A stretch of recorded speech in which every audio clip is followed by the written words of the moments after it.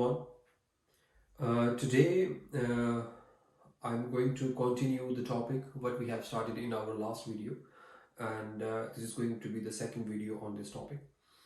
In the last video, as we have started discussing the reasons that's why people needs that's why people need to trap someone else, or one or maybe more people. So, and we have discussed two.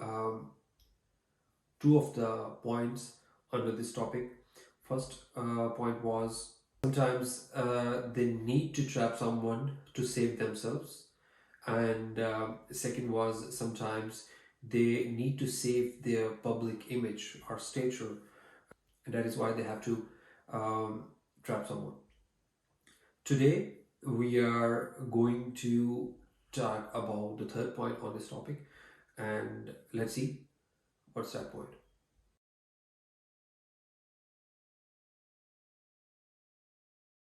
This is one of the very common reason that is why people like to trap others. Sometimes they need revenge. Of course, sometimes the revenge could be also the solution of a problem, but most of the times, of course, it's a negative approach. It's a negative mental approach, and it's a negative way to calm down yourself. It's a negative way to find the harmony. But in this world, it's happening a lot. Taking revenge and trapping someone for the cause of revenge, it's very common when we see the school life. It's very common when we see the professional life.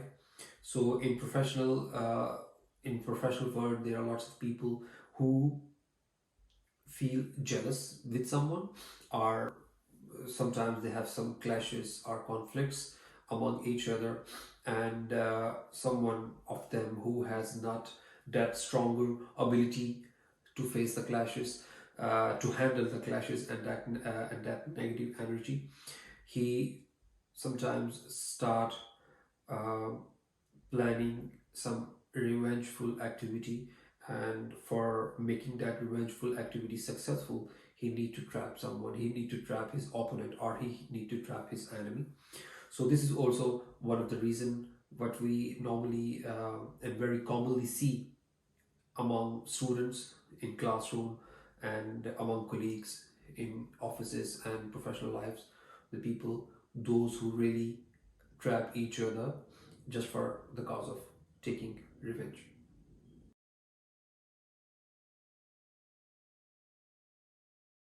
This is one of the very close idea. This is one of the very close um, point why people feel jealousy, why they feel jealous with someone. It could be the reason that one of their junior got promoted, and this is something they have never expected, because if a person who is working in a company within 5 years, and after him someone came after 3 years, and he's of course his junior, but he's maybe a hard worker person, that is why he got promotion, and he feel jealous because of him.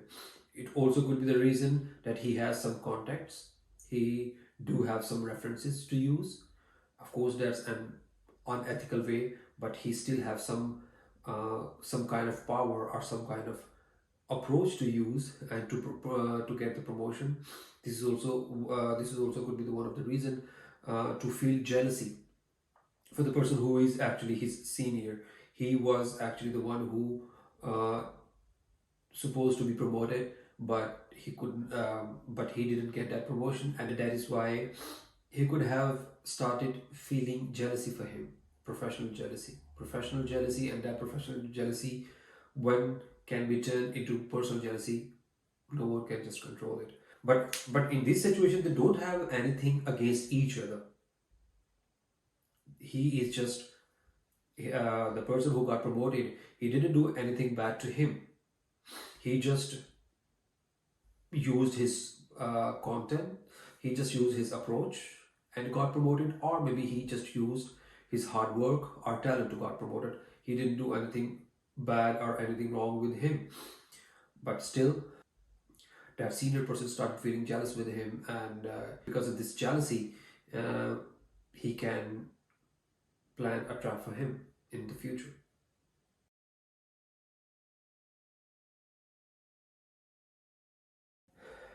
It's strange to say. Maybe some of you would have already an idea about this kind of topic, about this kind of issue, but this is true. I also have personally seen lots of people who just want to see others in problems, and they feel it good. They are just watching others in problems, are in pain, so they just feel good.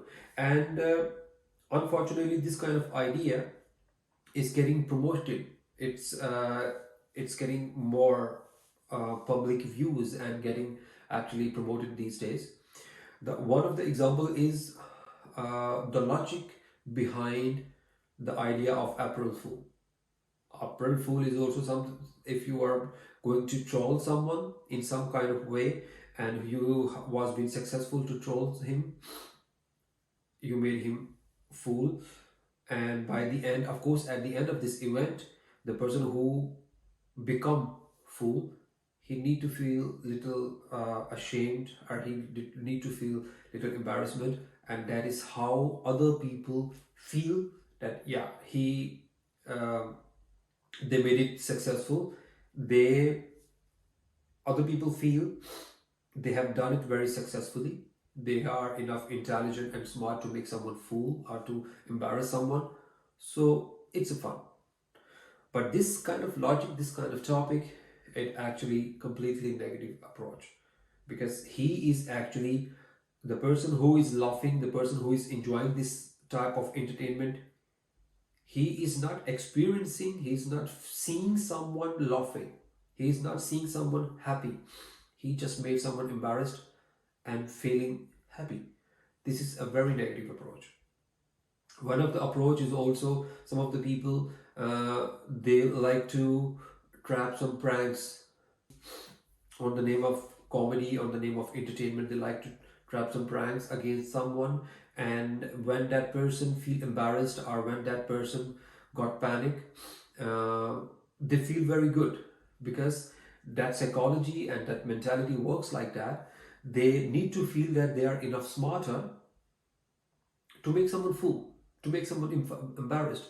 And even they feel more smarter, they feel by themselves more intelligent, that they have done something very bad to someone, but still they have nothing to pay, because they just can say sorry, we were just having fun, we were just having fun with you, and we were just making joke out of it for the cause of entertainment, and it was just a prank. And the other person who got panic, he could also have some kind of heart attack or something like that.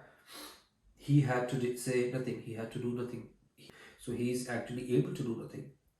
But as these kind of actions has been are getting increased day by day. So in some of the countries, I have noticed, I have read somewhere in some of the countries, they have started making laws against it, that without the concept of someone, you cannot make him that panic that he is not in his senses anymore. But this is true. It's a very negative approach, but one of the approach. That's why people like to trap others for their own fun, because they like it.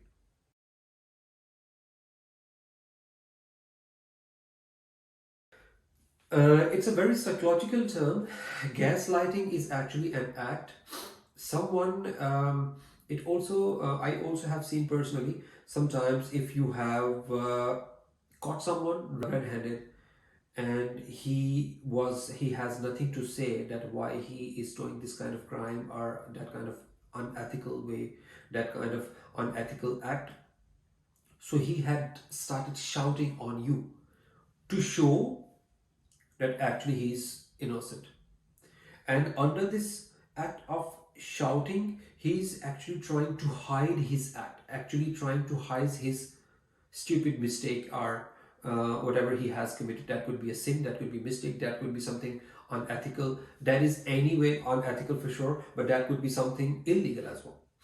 So the person who got caught, red-handed, he just had to start shouting to hide his own act, what can make him embarrassed, what can bring him embarrassment in front of other people. And he started shouting in a way that the person who caught him red-handed, he won't be able to speak, he won't be able to say something. He is a little, of course, a smart person. He's of course a smart person who is playing the bad guy role in this situation, but he had to, and he's more smarter when he started shouting, and under his shout, under his heavy voice, he hide what he has done actually. And he is not letting other to speak. He's not even giving he's not even giving the chance anyone else to speak, anyone else to say anything. So the person who is in front of him has to be calmed down. He cannot say something. So that is why whenever he will do some kind of gossip with any third person, no one would be able to believe. Why? Because the person who was heavily screaming and shouting, it seemed in this situation that he's actually the victim or innocent person. No one can have any idea or any glimpse in this whole scenario, in this whole scene, that the person who is screaming and shouting a lot, actually he is a criminal, or actually he is the person who did, who is becoming this bad guy role or something. But all of this process, with your own heavy voice, with lots of screaming and lots of shouting, you are hiding your own sin, you are hiding your own mistakes. All of this process is called gaslighting. Sometimes people like to trap others with the help of gaslighting as well. And rest of the people, all the third parties, can start feeling the person who actually caught him red-handed, he is maybe the bad person, but actually he's completely innocent. I'm sure this is a topic deserves to be discussed in more detail. So definitely I will make one complete video just on the topic of gaslighting. So this was it for today. We have completed this topic. The reasons why people like to trap others are the reasons why people need to trap others. Let's meet up in the next video. Till then, goodbye.